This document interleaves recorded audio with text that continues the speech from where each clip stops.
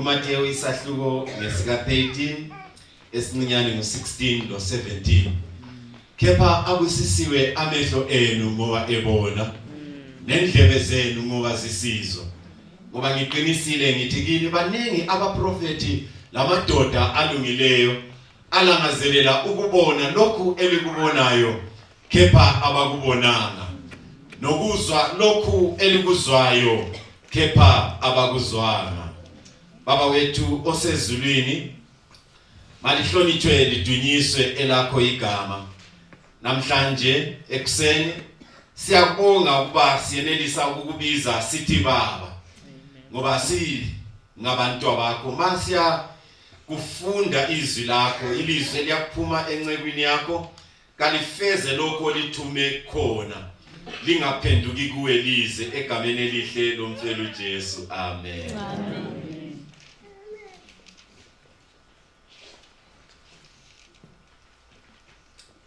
Isikhali somlindi ilizwi likaThixo eliphefumulelwe ngumoya oyingcwele. Ilizwi likaThixo iBhayibheli. iBhayibheli kalila mazwi kaThixo, kodwa iBhayibheli lingamazwi kaThixo.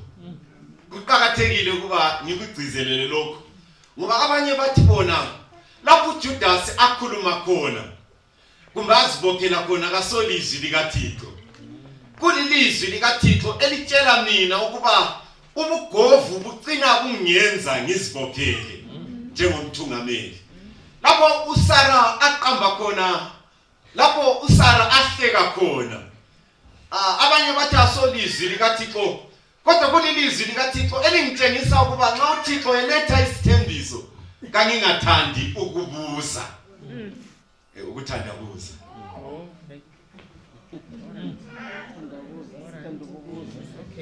Kulabantu abakhona abanengi ebandleni, kungathiwa kule program le baya ukuthandabuza kwakhele ezintweni ezimbili: ekuthandeni, ukubuza.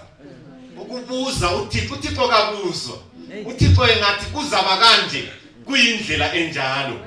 Engani uNkulunkulu engasiphathisa. Manje ekuseni ufuna ukuba ngiphawule izinto ezintathu okukodwa kwakhona umthungameli kumele akugagadlele, okubili kwakhona kumele akubalekele kodwa akugagadlele futhi. Alright, sihamba sonke likubambile kahle. Izinto ezingaki? Ezintathu. Okukodwa kwakhona kumele akwenze njani? Akugagadlele futhi akubalekele. Khona lokho. Okubili kwakhona kumele anze njani? Akugagadlele kodwa anjani futhi akubalekele. Ngesinye indlela kokuthathu kumele ukugagadlele kodwa kumele ukubalekele. Okunye kwakhona kuhle kakhulu, okunye kwakhona kubi kakhulu. Sisese sonke sizabala incwadi kaMarko. Incwadi kaMarko isahluko ngesika 5. Incwadi kaMarko isahluko ngesika 5. Incwadi kaMarko isahluko ngesika 5. Ngisamelele abahambayo kwenze ukuthi sibe sonke. Incwadi kaMarko isahluko ngesika 5. Selifikile encwadini kaMarko isahluko ngesika 5 ukuletha okwakusenzakala kungakafiki isahluko ngesika 5 sikaMarko. Kule sahluko ngesika 4. Isahluko ngesika 4 uJesu uthulisa isiphepho. Liyasibona isahluko ngesika 4. Kusahluko ngesika 5 esincinyane ngesokuqala sonke sesifikile lapha yana. Eqeda ukuthulisa isiphepho, amaza esemlaleli, amagagasi esemlaleli. Kulento enye eyenzakalayo ngale kolwandle ekhunjini lomfula mabe sehla. iBhayibheli lithi lona base befika ngaphesheya kolwandle. Ivesi ngelika 1 lisesekhona. Base befika ngaphesheya kolwandle elizweni lamaGadarini.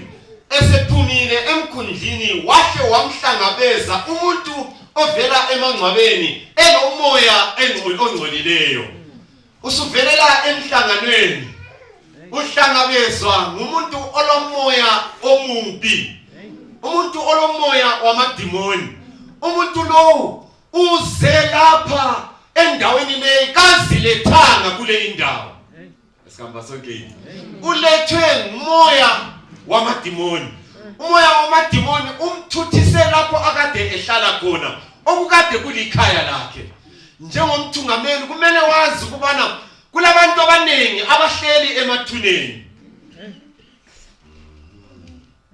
kabahlalanga emathuneni ngenxa yokuzikhethela kodwa kulomoya obasusileyo ekhaya babona ukuba indawo engcono yokuba likhaya yikuba semathuneni ngitho abantu abaphambeneyo angikaze ngibone lo yedwa wakhona ohlala emathuneni angikaze ngimbone ukhona yake mbone umuntu ogula ingqondo uyazi ukuthi emathuneni ayisiyo ndawo yokuhlala uyahamba ayehlala ezitaladeni ngaphansi kwamabholoko nazo zonke indawo lapha angahlala khona akukho ngitsho lo yedwa ohamba ayehlala emathuneni umoya wamadimoni wenza umuntu opheleleyo asuke ngekhaya ngoba wayengubaba womuzi ungafunda iBhayibheli liyakutshela ukuthi uJesu nxa eseqedile ukumelapha uthi hamba kwabakini wayelabakini hamba utshela abakini ukuthi uNkulunkulu kwenzeleni izinto ezintathu umele uzigagahlele kodwa kumele uzibalekele sesekhona yini na iBhayibheli lithi lona esephumile emkhunjini wahlangabezwa ngumuntu ovela emangcwabeni elomoya ongcolileyo owayehlala emangcwabeni njalo kungela muntu owayengambopha ngitsho la ngamaketani into yokuqala moya wamadimoni uyadelela umoya wamadimoni uyathuhlelela iprogram moya wamadimoni ungene uchayisa ifungufungu uyadelela uthutha iprogram yakho eyiphosele emangcwabeni mina ngiyedwa namhlanje moya wamadimoni uyadelela kodwa umoya wamadimoni kumele udelele kumele ugagahlele umoya wamadimoni kumele ugagahlele ukudelela umoya wamadimoni kodwa wena kumelanga ukuthi udelele ngamadimoni ngokuhamba laye phela amakhosi athi yingangalala inkosi yamakhosi umbuso wababusi uyindlovukazi uyindlovu umntakaNkulunkulu wena uthembe ngegazi awumelanga udelele ngomoya wamadimoni abafundi baqala ukuthedela emuva kodwa umthungameli uJesu Kristu wathi liyangidelela mina kodwa haya alingeke landelela mina lingabe lingidelela kodwa lingeke landelela amadimoni athi nanzelela athi lapha sokuyi wrong number akuchaya ifoni uthi sorry the number you dialed is unreachable kumbe umthatha sorry lapho ufonela umuntu ongayisiyo i wrong number ayisefonela umuntu ongayisiyo ngoba ubethe ukuthulisa isiphepho kade sezathulisa amadimoni into lekhayenza ikholisa ngento abantu ababuya ngechechi samba songeni na uyabona kungafika umoya wokudelela ebandleni wena nawe woba nomoya wokuthi mina angidelelwa ngamadimoni ngoba engihamba naye mkhulu kakhulu uyinkosi yamakhosi nombuso wababusi kathesi esokwenzakalala la estagini la sekulo Sathane loNkulunkulu ngubani ozakunqoba nguye onamandla phezulu kwamadimoni ozakunqoba nguye othamadimoni nxa sebophila umuntu ngamaketani ambophe ngamaketani kokuthi kaselelise ukukhululeka umntanakho awubophe umtshado ngamaketani ukubana uselelise ukukhululeka abophe i-business ukubana ayiselelise ukukhululeka wena ngena ngomoya wokudelela utanye kudelela ngiyakudelela ngoba ngihamba lenkosi yamakhosi ngiyakudelela wena ngoba wena vele wena lapho uyakhona uzakubhujiswa ngiyakudelela ngoba ngihamba lomkhulu kulawe ngiyakudelela ngoba engihamba naye ulamandla phezulu kwakho ngiyakudelela wena ngoba vele awulandlela onganginqoba ngayo ngoba lo moya wokudelela umoya wakhona kumele ubalekele ngadelela uNkulunkulu delela amadimoni ngadelela ukuthungameli uthunywe nguNkulunkulu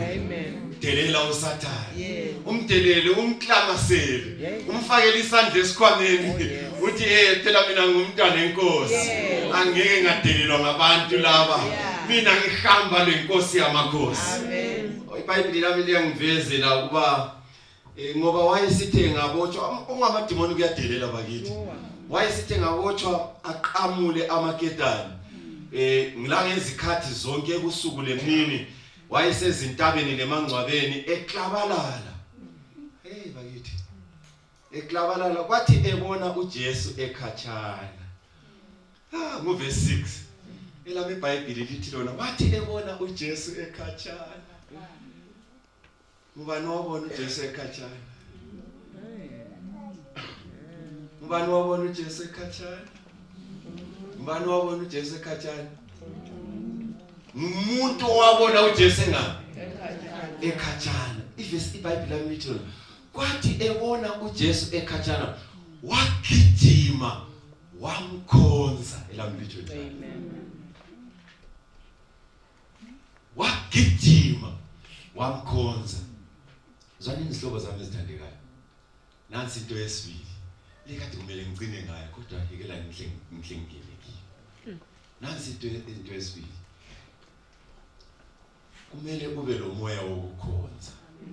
Kodwa umelanga ube lo moya wokukhonza. Sengilahla abantu. Kumele ube lo moya wokukhonza. Umuntu lo wathi ebona uJesu eqhamuka lapha yana. Wathi ya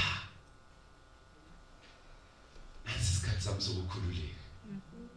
Lesi yiso isikhathi sami sokukhululeka. Akule elinye ithuba engingakhululeka ngalo. Sona lesi isikhathi sokukhululeka njengomthungameli.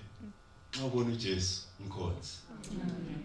Xa ubona uSathane yeke ukumkhonza. Mina ngingedwa. Leyona ivesi liyane kuSambulo ngo14. Ivesi ngelika 6 lo 7. Asengibona enye ingilosi indiza emkhathini.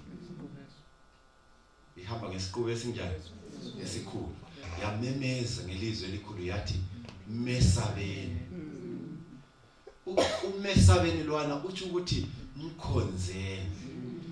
Uthi ukuthi nxa kulezinto ozikhonzayo phezu kwazo zonke izinto ozikhonzayo okumele kube ngokuqala okumele kube ngokuphakemeyo okumele kube ngokudunyiswayo khonza uNkulunkulu.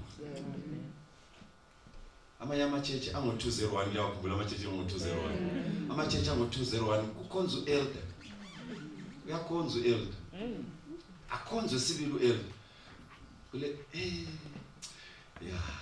kule ichechi ngake ngafika kiyo ngisanda ukufika e-district yakhona bahle baba lokhetho ukabulo elder wayesehlala iminyaka engu13 lokhe engu first elder wayekhonza 13 uye lo mnyaka 13 izinto zazingahambi izinto zazimile konke kubotshiwe ngamaketani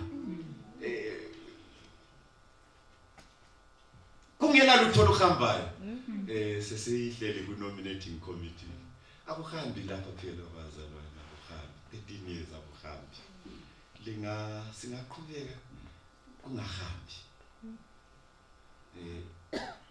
uyabe sambeke eceleni umzalwane amthi yabeke eceleni kwafakwa nje umunye umzalwane nje abangamkhangelelanga ongasimuntu walutho kodwa ibandla likaThixo ngenxa yokuthi okhonzwayo ngophezulu akukhonzwa umuntu olemoda akukhonzwa umuntu olezito nomuntu engelalutho xa exhumene lamandla asezulwini edelela uSathane ekhonza uJehova umthungameli lo engabe engenelisa ukubala wayengenelisa ukubala kuhle uyabe engeneli engazi izinto eziningi kodwa ngenxa yokuthi ekuseni wayevuka ethi inkosi ekuseni yizwa okwami ukuncenga wayexhumana lamandla ezulu ichurch yaqalisa ukuhamba izinto zaqalisa ukuba khona baqalisa ukuhlanyela ama branch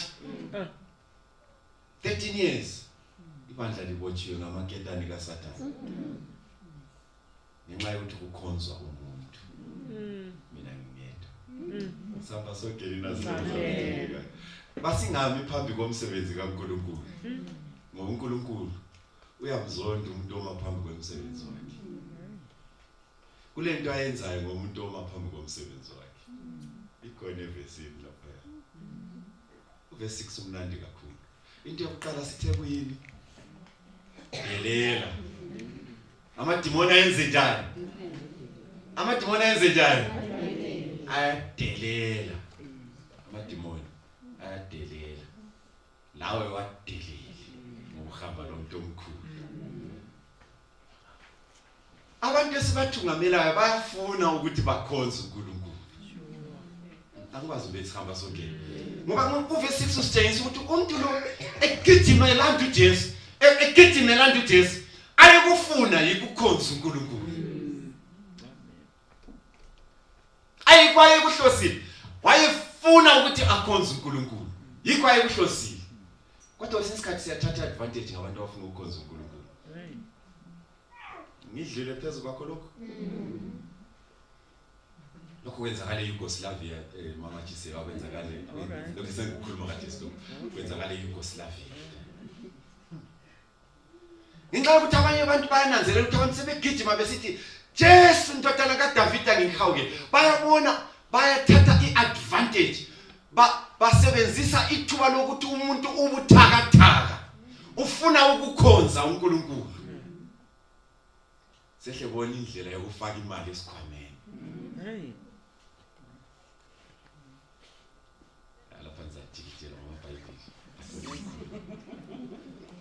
Uzahle yenza prayer breakfast ye $40. And kuse Yugoslavia. Prayer breakfast yakho izaba nge $40. Ngoba kulabantu abafuna ukuthi bakhonze uNkulunkulu. Mina ngingedwa nje. Samba sonke telling abadalisi. Anjongo njalo. Kodwa khona lapho ku prayer breakfast yakhona $30 yabe ngeyakhe. $10 yabe izinto zonke ezenzakalayo khona lapho emhlanganweni.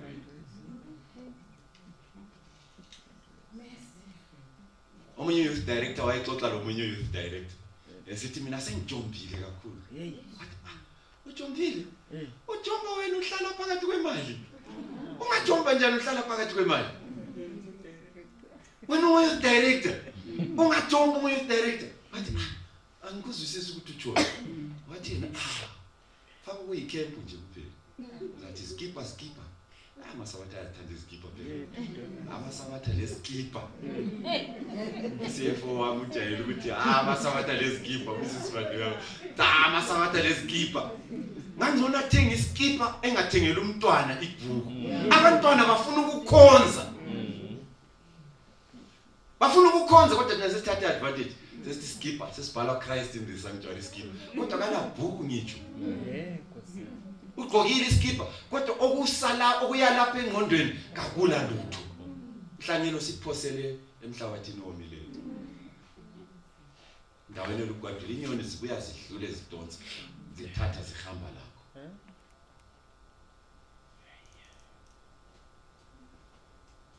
Akho ke mthungameli qaphela ukuthi abantu bafuna ukukhonza. Ukukhonza abantu bayakufuna ukukhonza. Bayakuthanda ukukhonza. Kodwa kasingenzi imali ngokuthanda kwabantu ukukhonza. iBhayibheli lithi lona wamemeza ngelizwi elikhulu wathi ngilani lawe Jesu indodana kaNkulunkulu ophezulu konke ngivesi 7 ngifungisa ngoNkulunkulu ungangihluphi ngoba sokutshintsha ngani sokuyichange language inkosikazi obangixoxela esinye story umunye ubaba lapho wayekhuleka ngolunye ulimi. I think kwasekusiba nzima phakathi kokukhuleka wasithi change language. Wasichange language wakhuleka ngalijwayele. Ngibona ngani sokulo change language la. Liyanda kunanzelela. Uverse 6 wayefuna ukuthi amkhonze. Kodwa nxa sokukhulunywa lapha usikhuluma kayisuye lo baba lo. Liyanda kunanzelela. kayisuye lo baba sokulomunye okhulumayo amademoni kawadeleli kuphela amademoni ayathumba into yesithathu wayesethunjwe ngamademoni lapho esithi avule umlomo wakhe akhale kuJehova kuba ngicela ungisize kukhuluma idemoni lithi lona ngelizwi elikhulu ngilani lawe Jesu ayisikwaye kufuna wayefuna ukukhonza ayisuye sikhuluma la ngilani lawe Jesu ndodana kaNkulunkulu ophezulu konke ngifungisa ngoNkulunkulu ungangihluphi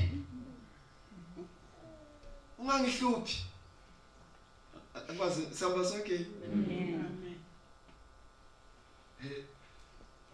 eYugoslavia Mrs. Swan ngahlela iprogram uyezwa ukuthi lapha sekukhuluma change language uyazwela ukuthi lapha sokuyi-change language sibili akusenguNkulunkulu okhulumayo la akusengumuntu lo okhulumayo kukhona osemthumbile uPastor Bonnie wathi panechaka kugara kule into yokuhleziyo into yakho ikuthumbile uyezwa ukuthi lapha even iWhatsApp le thayithwayo le idemona delithayipha la asonkulunkulu ade asomuntu ade type kulomunye umuntu omhleziyo kulolunye uluthola umhleziyo mina ngikwazi ngesikhamba sonke uyasibonela kuphela ukuthi isuye umthungameli lo kade ngeyenza kanje lo kodwa sokulomunye umoya omhleziyo osumthundile balekela ukuthunjwa gijimela ukuthunjwa sihamba sonke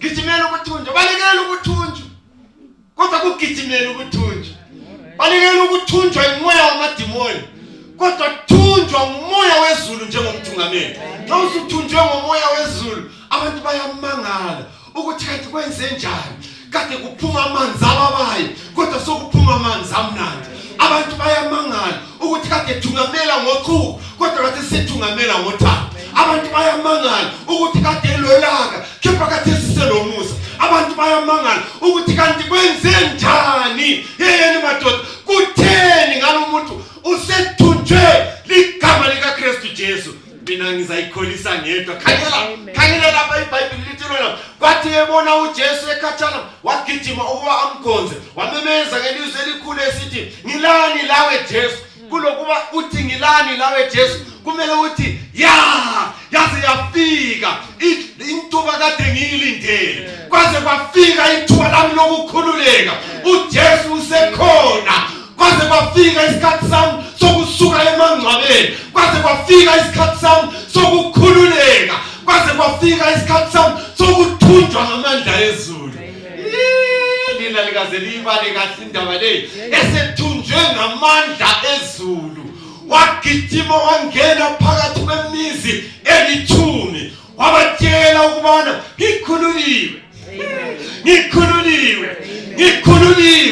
ngikhululiwe ngegazi likaKristu Jesu ngangimotshiwe ngamaketane kaSathane abantwana bambona ubaba egeze kahle sane complete ingqondo zakhe zihlangene kahle engasengumaqwayibana kodwa esehlanzisisiwe ngegazi likaKristu Jesu yabona umthungameli othunjwe ngamandla ezulu ayireport ingatshelwa ngayo ureporta nje akhululekile ngoba uthunjwe ngamandla ezulu umthungameli othunjwe ngamandla ezulu izinto zonke zihamba kalwi labanye ngokuthunjwe ngamandla ezulu yakwazi ukuthi it is impractical kakwenzakali haziviri kongo kakuvumi ukuthi umuntu othunjwe lizulu mina ngikwazi besikhamba sonke abe mubi angabi mnandi akuvumi ukuthi umthungameli othunjwe lizulu uthi nxa ufika phakathi eduzane la uzokusithi ubaleke akuvumi umuntu othunjwe lizulu nxa ufika endaweni akiyo uyezwa ukuthi usebukhoneni bukaThixo ngoba uthunjwe lizulu umthungameli onjalo nguye simdingayo ekupheleni kwesikhathi sidinga umthungameli izulu elimgoqeleyo lamsibekela glory yasezulwini nxa beze bethi bona usekhanya kakhulu ngcono simvale yakwazi uMose bamvalelani phela nxa usuchumayele kakhulu kumele uvalwe inkazimulo ngoba inkazimulo yakhona nxa isikhanya kakhulu uyaziphakamisa ugcina usuthunjwa yikuziphakamisa ngixoxela abanye kwenye indawo ukuthi ubukhulu liyakwazi ubukhulu yinto okumele igezwe ngayo ayisonto okumele iginywe.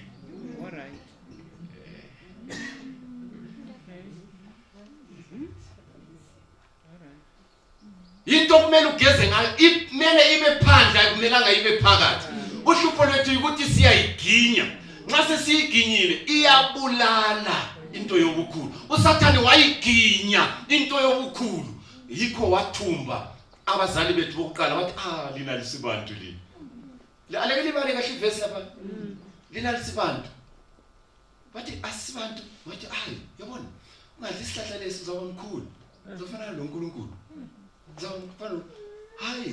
Kanyelani babehamba beze ensimini yaseEden kodwa ubukhulu babubagezisile bubembesile. Manje basebesibalwe ehlupho bathatha ubukhulu babuginya. Inkazimulo kaThixo yasuka. Mthungameli wabantwana, mthungameli wabomama. Inkazimulo kaThixo iyasuka ungathatha ubukhulu bubuginye. Kodwa ungathatha ubukhulu ubugqoke ubukhulu bukaThixo ubugqoke. Nanti bala lesilunga ngilabala lesindebele eli right. Uthi deflect the glory of God. Uyinkazimulo kaThixo uyihambise lapho kumele iye khona. Wena uthi makungabi yini kodwa nguKristu ozathandwa aziwe akhonzwe. Yabona ukuthi kwesinye isikhathi uSathane uyasiqila asidlelebezele. Sithunjwe izikhundla esihleli kizo. Zisithumbe kakhulu okubana bengangikhipha kuba ngupresident angisakhulumisa umuntu. Ufuna ukudinga la ku-nominating committee ukuthi owayekhona ngubani, owakhuluma ngami ngubani. And yena lo muntu kalibonanga mhla ngiyabuyela ngiyamthatha ngimsebhinga.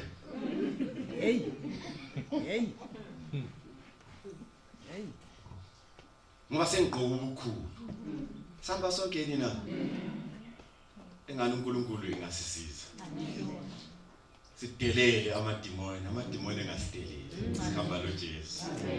Ngani uNkulunkulu engasiza sikhonze. Kodwa singakhonzi umuntu, singakhonzi uSathane, sikhonze uJehova. Amen. Ngani uNkulunkulu engasiza sithunjwe. Sithunjwe. Singathunjwa nguSathane, sithunjwe lizulu. Amen. Jesu uyawakhipha amadimoni ayangena ezingulubeni. Athumba owayimele akuthumba. Ayingamelanga athumbe umuntu kaNkulunkulu. Ayimele athumbe ingulube ngoba zazingcolile.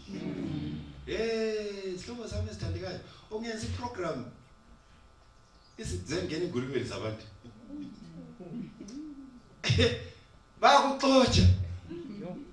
Usuqeda ibusiness yabantu. Phela ungatshela amantombazana ukuthi athembakala. Siqedwe ibusiness yabantu osisa abahambe ubusuku ngani. Kulabo mama ngikho right la. Kulabo mama abakhatsha abantwana bethu. Abakhatsha abantwana bethu. Umntwana ungangivumeli ukuthi aphunguthi ngiyakhe ngisaya ku sleep over. Uyabe ekhatshiwe. Omama abakhatsha abantwana bethu. Yena kenzi izinto zebusuku. Yena uyakhatsha umntanakho ukuthi abe nguye ozabe sithi endaweni enje bamfonele. Endaweni enje kuhamba kanje. Endaweni enje kudingakala iclient enje. Kule sanganayi kathesi. Kule trade fair kuyabalani. Kube lani. Abantwana bethu bayakhatsha. Usulungise kuhle konke sekuhambe kuhle. USathane kasoze athabe nxa ibusiness yakhe isidilizwa zinhlelo eziqinisa amantombazana ku-women's ministries. USathane kasoze athabe nxa sisile inhlelo ezilungisa abantwana bethu ukuthi bengangeni kuzidakamizwa. Kasoze athabe. Uzakuxotsha kodwa umdelele. Khonza uNkulunkulu. Amen. ngoba uthunjwe ngamandla ezulu. Ngani uNkulunkulu engasiza. Baba sezulwini singabantu bakho. Silibumba lezandla zakho. Senzele kahle namhlanje kuseni. Xa siqhubeka sifunda egameni elihle lomfelo Jesu.